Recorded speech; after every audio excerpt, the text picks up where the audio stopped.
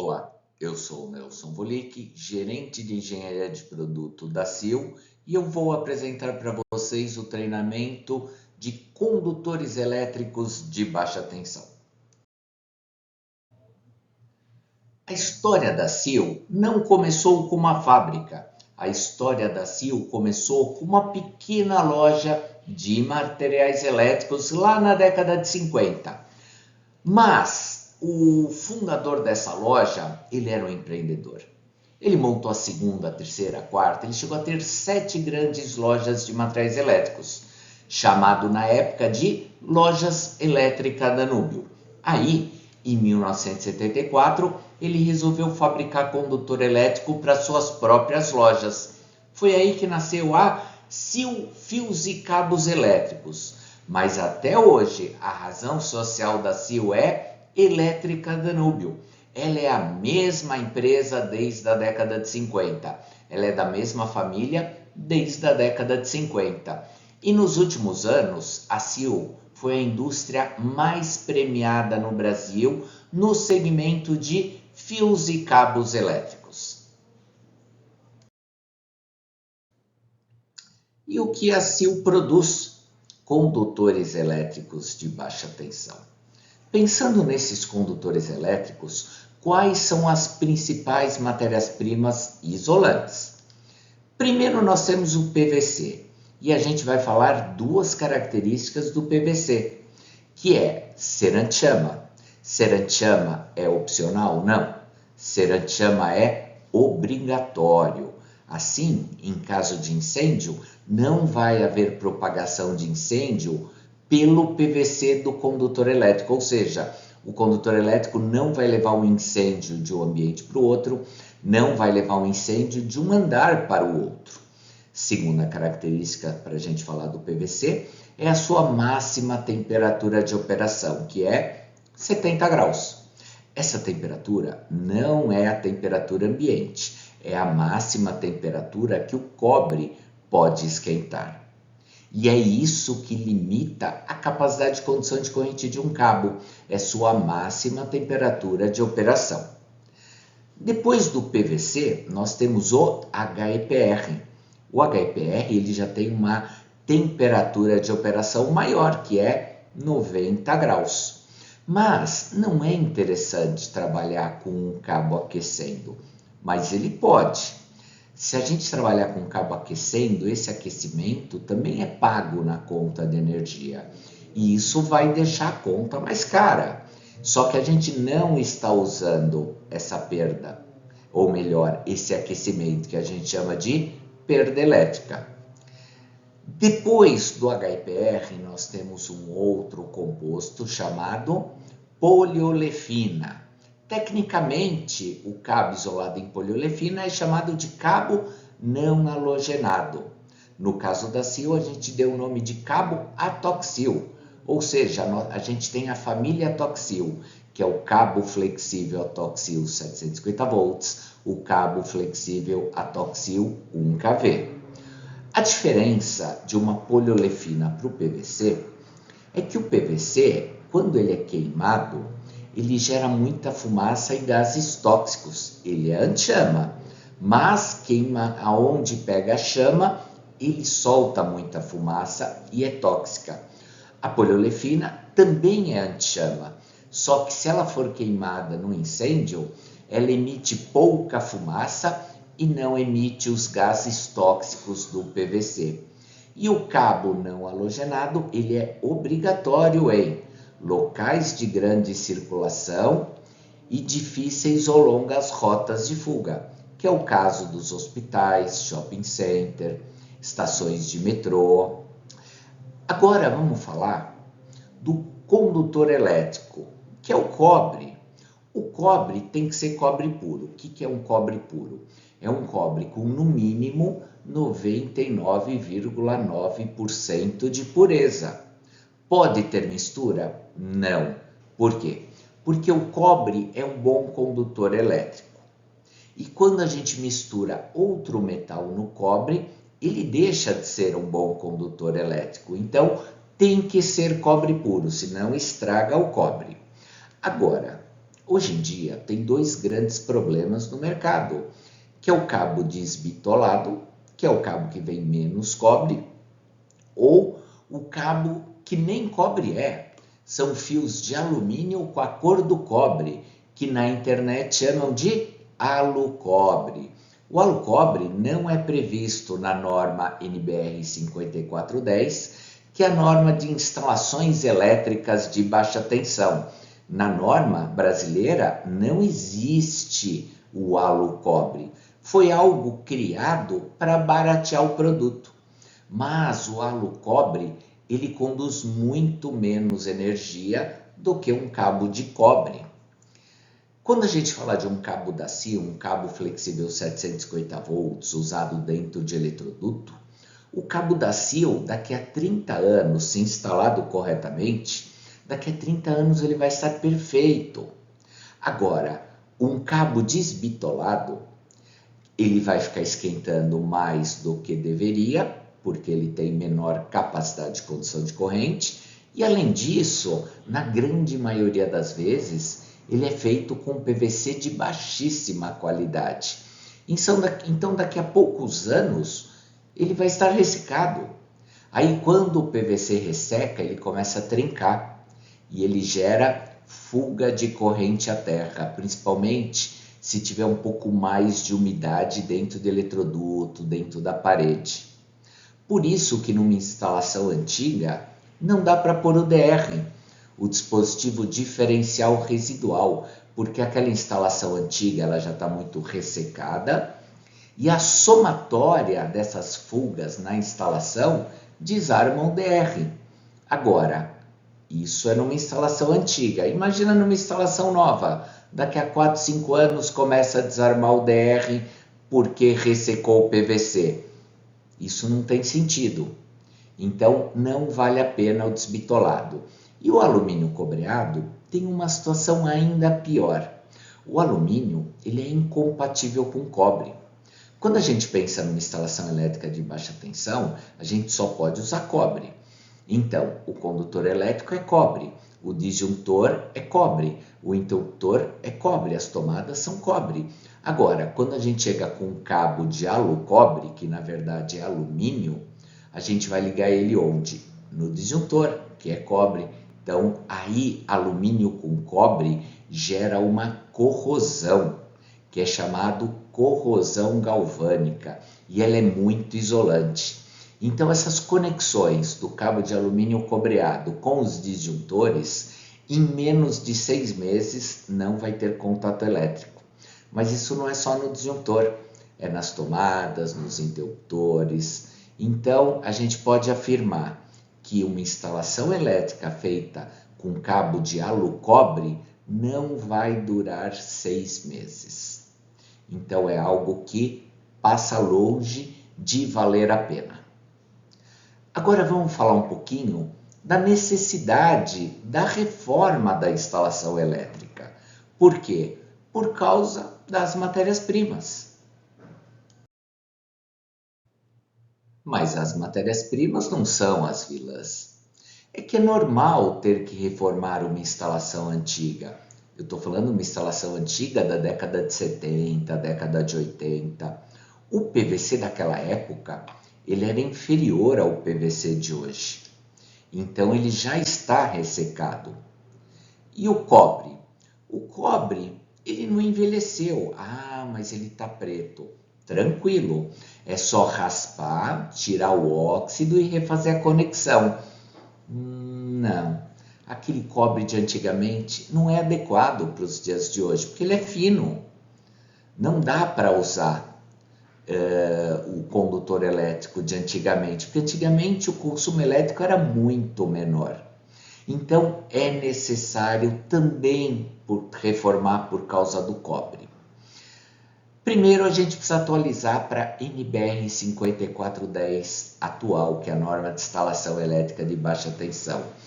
Por exemplo, aquela instalação antiga. O que tinha numa cozinha? Uma tomada próxima da pia para liquidificador, batedeira e uma tomada para geladeira. Acabou. Dá para ligar tudo que a gente usa hoje nessa instalação antiga? Não. Hoje em dia, o que a gente tem na cozinha? Geladeira duplex, freezer, micro-ondas, grill, cafeteira, air fryer, máquina de lavar louça, torneira elétrica, televisão, exaustor. Aumentou muito o consumo elétrico. Então, por causa do cobre, também tem que reformar. Para quê? Para aumentar a capacidade de fornecimento de toda a energia que a gente precisa atualmente.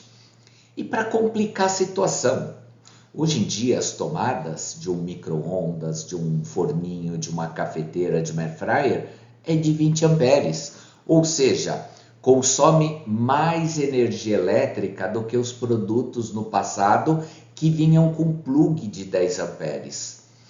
Quando ele vem com plug de 10 amperes, a gente sabe que no máximo ele vai consumir 10 amperes. Mas hoje em dia esses produtos vêm com plug de 20 amperes. Então a gente sabe que no mínimo ele vai consumir 10,1 ampere e no máximo 20 amperes. Hoje em dia, air fryer, micro-ondas, eles estão vindo em torno de 13, 14, 15%, ou melhor, eu ia falar 15%, não, 15 amperes, 12, 13, 14, 15, 16 amperes de consumo em 127 volts.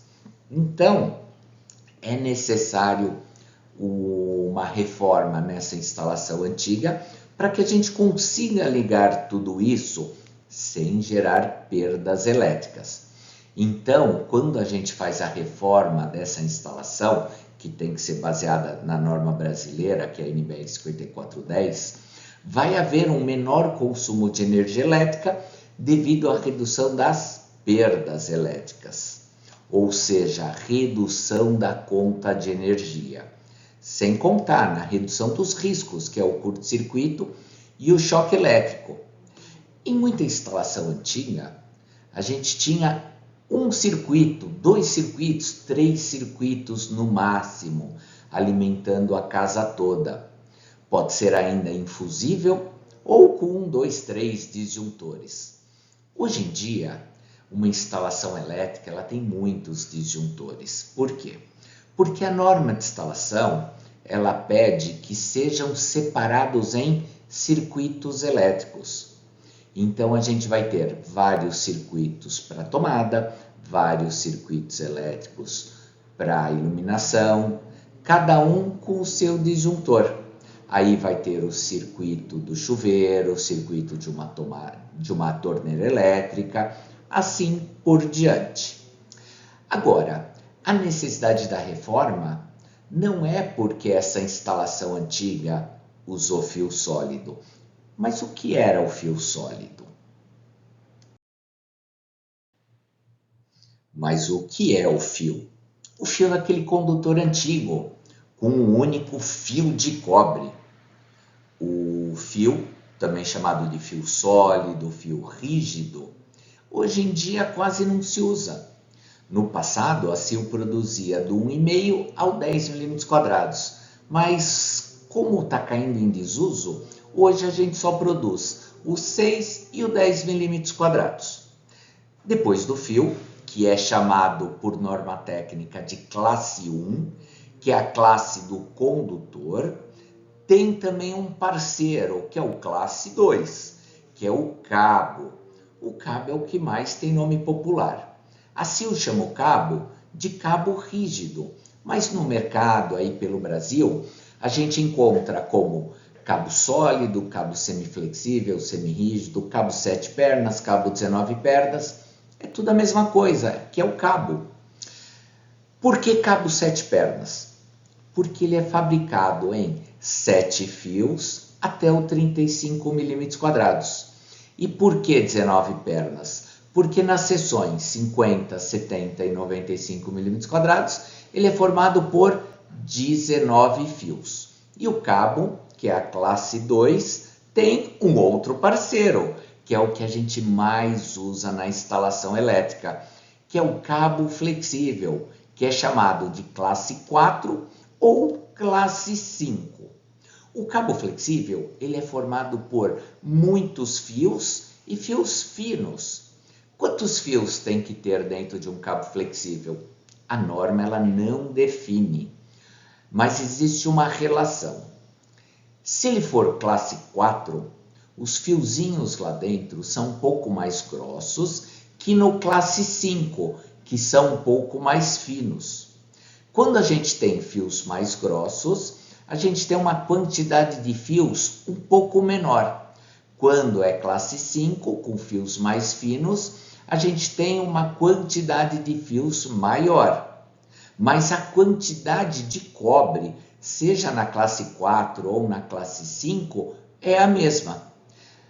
A CIL, ela produz cabos flexíveis 750 volts, cabo atoxil 750 volts, os cabos 1kV na classe 4 até os 6 milímetros quadrados e na classe 5 do 10 milímetros quadrados em diante.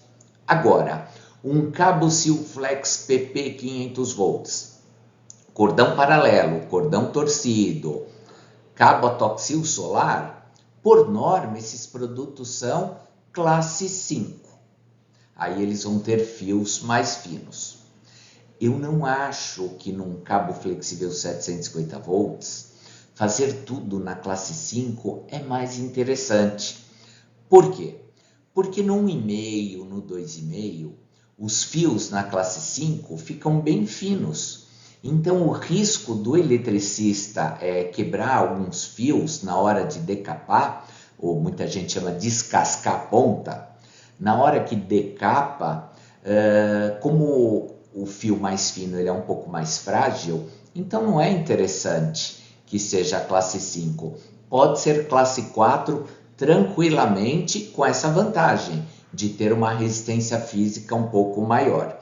Agora, o ponto mais importante dessa comparação: fio, cabo e cabo flexível possuem a mesma capacidade de condução de corrente elétrica. Ou seja, tanto faz usar fio, cabo ou cabo flexível, desde que comparado na mesma seção nominal. Agora, a diferença qual que é? Flexibilidade. Então, é muito melhor usar um condutor mais flexível.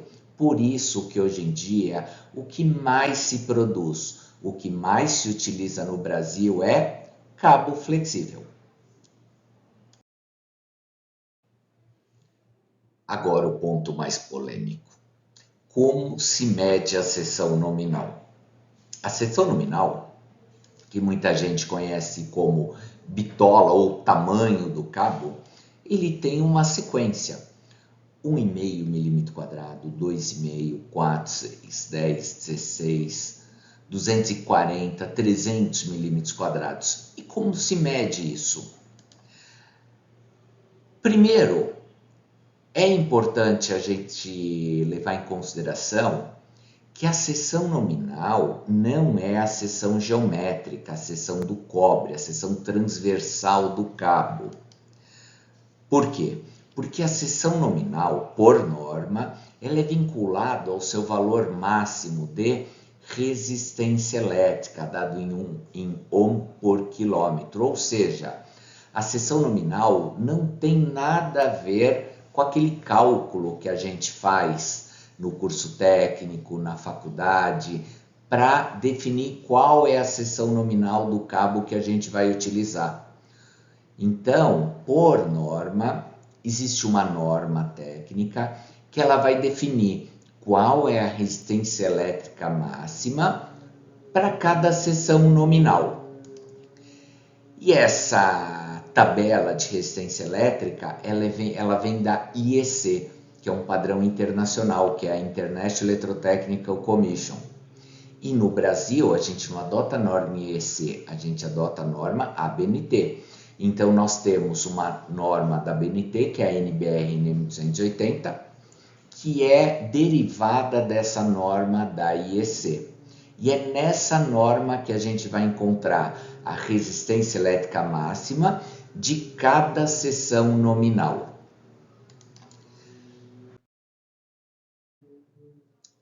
Para ficar mais claro, vamos analisar a tabela da norma NBR NEM 280, que é a tabela que mostra para nós, ou melhor, que é a norma que mostra para nós qual é a resistência elétrica máxima para cada seção nominal. Então, essa tabela aqui é a tabela para cabo flexível. É a tabela para os condutores elétricos classe 4. Aí nós temos do lado esquerdo o valor de todas as seções nominais. Depois nós temos a resistência elétrica máxima do condutor a 20 graus, dado em ohm por quilômetro. Então, por exemplo, quando a gente vai fabricar um cabo flexível 2,5 milímetro quadrado, para ele ser 2,5, ele tem uma regra que é a resistência elétrica. No máximo, ele pode ter 7,98 ohm por quilômetro. Se ele estiver acima desse valor, ele não pode ser chamado de 2,5 milímetro quadrado, ele tem que ser chamado de 1,5 milímetro quadrado. Ou seja, se a gente vai medir a resistência elétrica de um 2,5 milímetro quadrado e a resistência está acima de 7,98 ohm por quilômetro, ele está reprovado ou ele é desbitolado. Aquele cabo que vem menos cobre, se a gente for medir a resistência elétrica dele, vai dar bem maior que 7,98 ohm por quilômetro, ou seja, ele está fora de norma. Agora uma questão didática, observem que quanto menor é a seção nominal, maior é a resistência elétrica. Por quê? Porque quanto menor a seção nominal, menor sua capacidade de condução de corrente, porque maior vai ficando a resistência elétrica. Assim, o oposto, quanto maior a seção nominal, menor é a resistência elétrica, ou seja, capacidade de condução de corrente maior. Agora, a gente consegue medir esse valor 7,98 ohm por quilômetro em casa? Não. Por quê? Porque esse valor de resistência elétrica é muito baixa. E para complicar, a norma de ensaio, ela não manda medir por quilômetro, ela manda medir por metro. Então, quando a gente vai medir a resistência elétrica de um cabo flexível 2,5, a gente vai medir por metro. Então, converter 7,98 ohm por quilômetro para ohm por metro dá 0,00798 ohm por metro, ou seja, uma resistência elétrica muito baixa. Ela é muito menor do que a menor resolução do ohmímetro, ou seja, o multímetro, quando a gente põe na escala ôhmica, a menor escala não mede 0,00798 ohm por metro. Aí, para fazer essa medida, tem que usar um aparelho chamado micro-ohmímetro. O micro-ohmímetro, ele só serve para medir resistência elétrica muito baixa. E ele é um equipamento muito caro, então as pessoas não têm no dia a dia.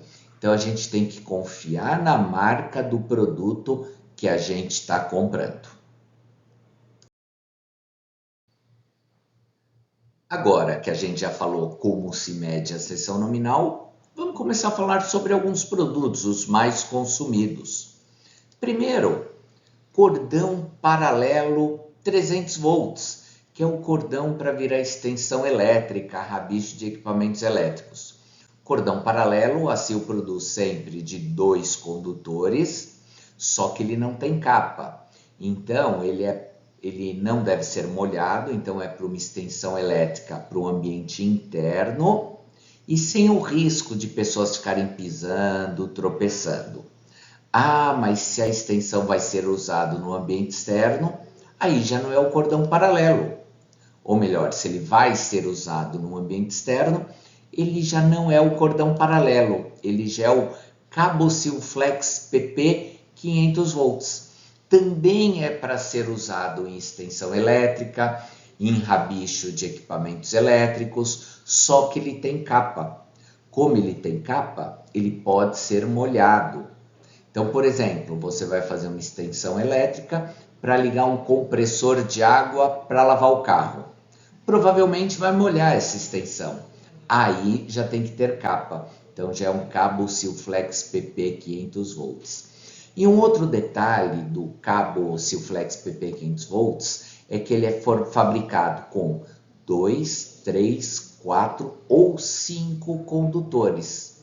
Então, esse da imagem, a gente tem 3 condutores, um preto, um azul claro e um verde amarelo, também chamado de brasileirinho.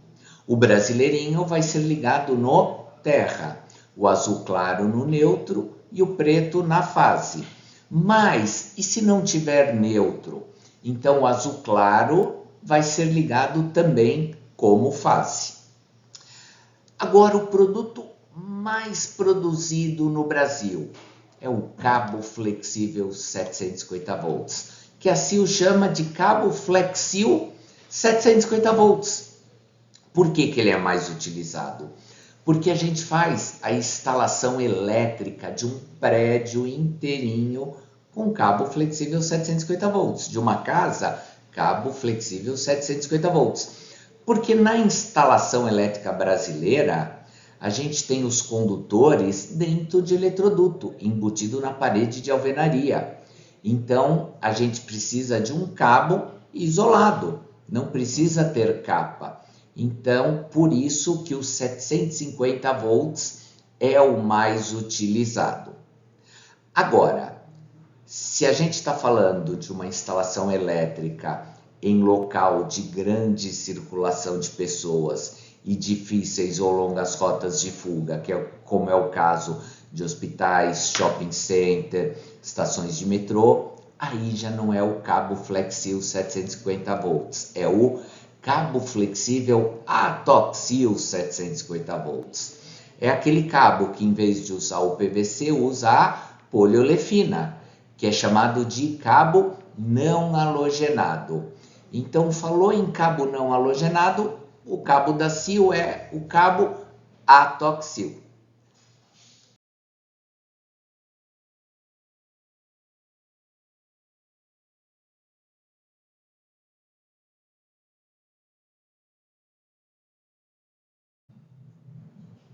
E agora vamos falar dos cabos 1kV, ou seja, 1000 volts. Então aqui nós temos o cabo flexível Silnax 0,6/1kV HIPR 90 graus. Esse é o cabo que pode ser unipolar ou multipolar. Se ele for unipolar, ele vai ter um cabo de cobre com uma isolação e a cobertura por cima, que é chamado unipolar. Ou ele pode ser multipolar. Se ele for multipolar, ele pode ser bipolar, tripolar, tetrapolar, até o pentapolar, ou seja, ele é fabricado de 2 condutores, 3 condutores, 4 condutores ou até 5 condutores. O cabo Silnax, ele na nomenclatura dele tem o HIPR. Por que tem o HIPR na nomenclatura dele? Porque a isolação dele é em HIPR e o HIPR pode trabalhar até 90 graus. Por isso, 1kV HIPR 90 graus. Se esse cabo Silnax for unipolar, aí a capa pode ser preta, vermelha, branca, verde, azul clara. Agora, se ele for um multipolar, a capa sempre vai ser preta. E as veias é que vão ter cores. Então, se ele for um bipolar, ele vai ter 2 condutores. Uma veia vai ser preta e a outra azul clara. Se for 3 condutores, vai acrescentar a veia branca. 4 condutores, acrescentar a veia vermelha. Agora, esse cabo, que é o cabo flexível, também tem a versão no rígido e é muito utilizado pelas concessionárias de energia. Então, ele é o cabo rígido Silnax 0,6/1kV HIPR 90 graus. Esse daqui a gente só faz no unipolar. O cabo rígido, que é a classe 2, a gente não faz na versão multipolar. Então, sempre vai ser um condutor com uma isolação em HIPR e a capa em PVC. Agora, voltando para o cabo de cima, que é o cabo flexível Silnax 1KV HIPR em 90 graus, como que eu sei que ele é unipolar? Porque a seção nominal dele vai estar escrito uma vez a seção nominal, por exemplo, uma vez 10 milímetros quadrados. Como que a gente vai saber que ele é dois condutores, um bipolar? Porque vai estar escrito duas vezes a seção nominal, tripolar, 3 vezes a seção nominal, assim por diante. E também tem o cabo 1KV da família dos cabos não halogenados, que é o atoxil. E aí vai ser o cabo flexível atoxil 0,6/1KV 90 graus. Aí ele é isolado em HIPR, porque o HIPR também é um composto não halogenado. E a capa, em vez de ser o PVC, como nos cabos de cima, a capa é em poliolefina, que é o composto não halogenado, por isso chamado de cabo não halogenado. Tá ok? Agora vamos ver outro.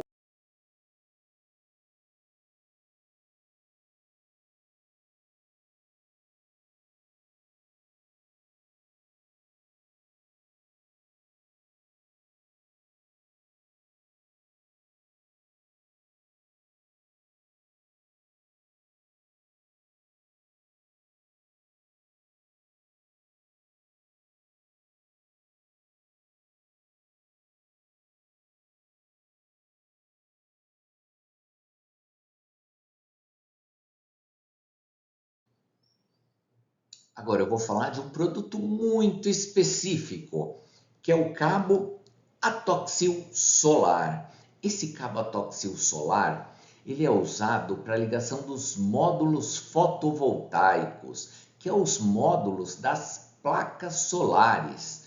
Então, as placas, elas são ligadas entre si com esse tipo de cabo.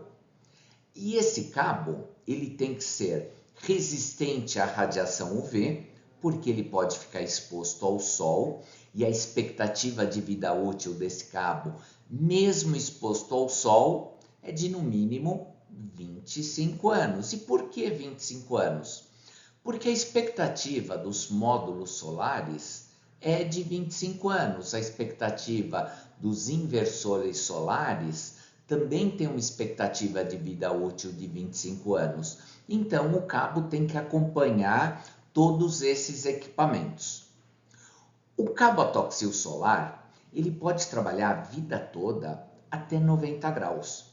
Mas como ele pode ficar exposto ao sol, lá próximo do meio-dia, a intensidade da radiação é muito alta. Então, o cabo atoxil solar, ele pode trabalhar também até 120 graus durante 20.000 horas da vida útil do cabo, que é prevendo o horário de maior intensidade solar do dia. E, para a questão de segurança, esses cabos eles vêm gravados, uso em sistema fotovoltaicos.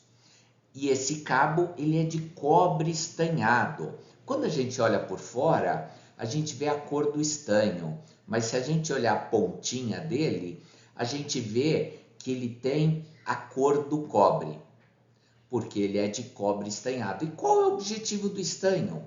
É redução da oxidação do cobre, porque como ele pode ficar em ambiente externo, a oxidação pode ser significativa. Então, por norma, ele tem que ser de cobre estanhado. E hoje esse cabo é comercializado nas cores vermelha, preta e verde. O verde sai muito pouco. O que realmente se consome em grande quantidade é o vermelho e o preto. Por quê? Porque a geração de energia solar, ela gera corrente contínua. Por isso que a tensão máxima do cabo é 1,8 kVcc. Esse CC é de corrente contínua, ou seja, vai ter um positivo e um negativo. O positivo vai ser ligado com o cabo vermelho e o negativo com o cabo preto. Bom, além dos cabos que a gente acabou de falar, nós temos outros produtos, que aí são produtos mais específicos. Por exemplo, cabo solda fio 100 volts, cabo de cobre nu, cabo rígido, fio sólido, cabos LAN, tanto Cat5e quanto Cat6. Então, existem outros produtos.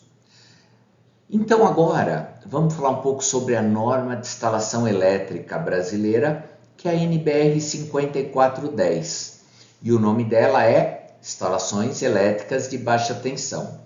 Todo eletricista usa critérios dessa norma. Nem todos sabem que sai da norma. Por exemplo, seção mínima para circuito de iluminação, no mínimo 1,5 mm². Então, cada circuito de iluminação que sair do quadro de distribuição vai ter o seu disjuntor, na grande maioria 1,5 mm². Se for residência, não precisa ser mais do que isso. Ah, mas a residência é grande, a residência é grande. Então, a gente vai usar mais de um circuito para iluminação. Por exemplo, um disjuntor com seu circuito de iluminação que vai para os quartos. Um circuito de iluminação com outro disjuntor que vai para a sala. Outro circuito de iluminação que vai para a cozinha, para a área de serviço, assim por diante, todos com 1,5 mm². Agora, se for, por exemplo, a iluminação de uma loja, esses circuitos podem ser muito longos. Aí talvez 1,5 pode ser pouco, por causa da queda de tensão, que é gerada com circuitos muito longos. Depois do 1,5, nós temos o 2,5. O 2,5 ele é a seção mínima para as tomadas de uso geral, que são as tomadas de 10 amperes. Os circuitos de tomada de uso geral, que são essas tomadas, são muito similares aos circuitos de iluminação. Também vai ter um disjuntor para cada circuito. A gente pode ter um circuito para os quartos, de tomada de uso geral, um circuito para a sala. E a NBR 5410, ela também diz que quando a gente tem um produto que consome mais do que 10 amperes, aí a gente tem que fazer um projeto específico para ele, que é chamado de circuito específico. Então, por exemplo, chuveiro, torneira elétrica, a gente tem que ter um circuito para cada um. Então, se a gente tem um chuveiro, é um disjuntor para o chuveiro. E se são 2 chuveiros? 2 disjuntores. Por quê? Vai ter um circuito para cada chuveiro. Ah, e vai ter a torneira elétrica. Mais um circuito para a torneira elétrica. Por isso que hoje em dia a gente tem nos quadros de distribuição tantos disjuntores. Fazer correto garante o quê? Segurança da instalação e redução ao máximo das perdas elétricas. Então, isso é o correto. E nós também temos a questão das cores dos condutores elétricos. A NBR 5410, ela define que o condutor azul claro, ele representa o neutro da instalação. O verde ou verde com risco amarelo, ele é o condutor de proteção, chamado popularmente de terra. E as demais cores têm uso livre, só não pode usar essas outras cores como neutro e terra. Agora vamos falar um pouco sobre os disjuntores, mas a CIL não fabrica disjuntor. Por que a gente fala sobre o disjuntor? Porque é o disjuntor que protege os nossos cabos. O disjuntor, ele pode ser unipolar, bipolar, tripolar, e ele tem os seus valores nominais. Esses valores nominais, eles também seguem o padrão da IEC. Existem duas regras para a gente definir qual é o valor do disjuntor que a gente tem que utilizar. E isso daí sai da NBR 5410, que é a norma de instalação elétrica de baixa tensão. Então a primeira é que a corrente elétrica do circuito, ou seja, a corrente elétrica que vai passar pelo disjuntor, ela tem que ser menor que o valor nominal do disjuntor. Então, caso dê uma sobrecarga, vai ultrapassar o valor do disjuntor, aí ele vai desarmar com o tempo, que a gente chama de curva do disjuntor, que aí é uma informação que o fabricante do disjuntor ele passa, para a gente analisar quanto tempo demora para ele desarmar em sobrecarga. Existe uma relação que é quanto maior a sobrecarga, quanto maior essa corrente que ultrapassa o valor nominal do disjuntor, mais rápido ele vai desarmar. Quanto menor, mais tempo ele vai demorar para desarmar. E uma outra regra que é o valor do disjuntor tem que ser menor que a capacidade de condução de corrente do cabo, ou seja, o disjuntor está protegendo o cabo. Por quê? Porque se der uma corrente de sobrecarga, o disjuntor vai desarmar para que o cabo não trabalhe em sobrecarga.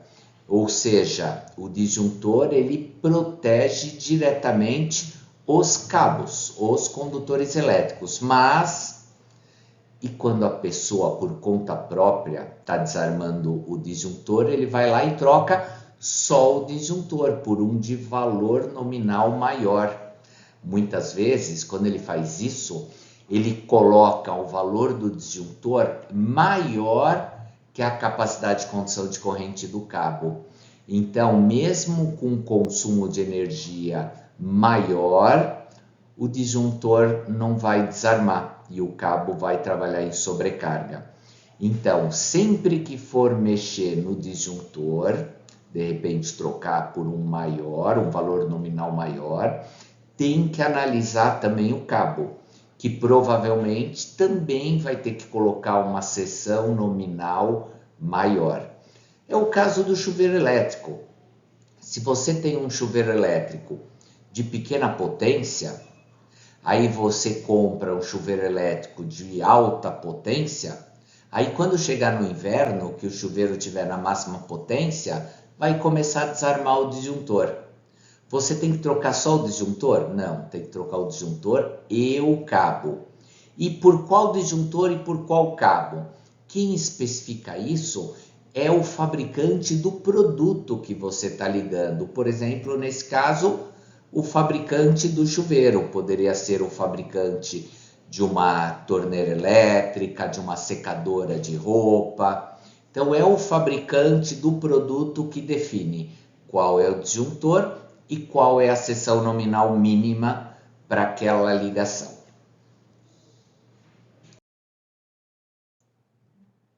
A gente falou sobre as perdas elétricas na instalação antiga, que os condutores eram finos para os dias de hoje, né? O PVC do isolamento ressecado gera fuga de corrente à terra, aí não dá para pôr o DR. Mas e numa instalação nova? Pode ter perda por efeito Joule, perda elétrica? Pode. Por exemplo, instalação mal projetada. Muitas vezes nem projeto tem, alguém sai ligando. Mas às vezes tem projeto elétrico, mas a mão de obra não sabe ler o projeto elétrico.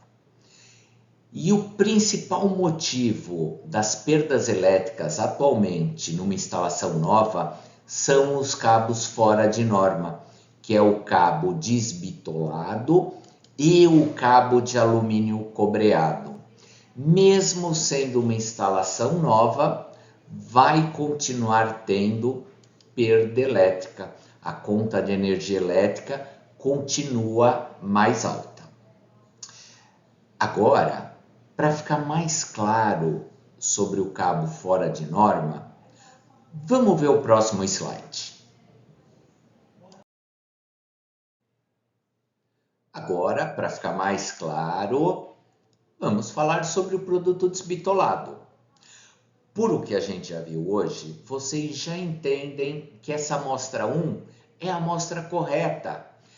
Ele usa o cobre puro, a resistência elétrica está de acordo com a NBR NM280, o PVC obrigatoriamente anti-chama e é um produto corretamente certificado pelo Inmetro. Aí chega o fabricante da amostra 2. O que ele faz? Ele usa um cobre qualquer, como ele coloca menos cobre do que deveria, a gente desconfia até da pureza do cobre. Se ele tem menos cobre, a tabela da resistência elétrica da norma NBR NM280 não vai ser atendida. O PVC, na grande maioria, é um PVC comum de baixa qualidade. É um fabricante que ou não tem certificado do Inmetro ou tem e está irregular. Ele certifica o material bom e depois coloca no mercado material desbitolado, material de alumínio cobreado. E geralmente são marcas desconhecidas. Agora uma pergunta. Vale a pena combustível adulterado? Não. O etanol, a gasolina adulterada vai consumir mais, o teu carro vai consumir mais, pode dar um problema mecânico, não vale a pena. Só que o combustível adulterado, daqui a 1 a 2 semanas, acabou do tanque. O condutor elétrico de baixa qualidade, ele vai deixar a conta de energia elétrica mais alta a vida toda.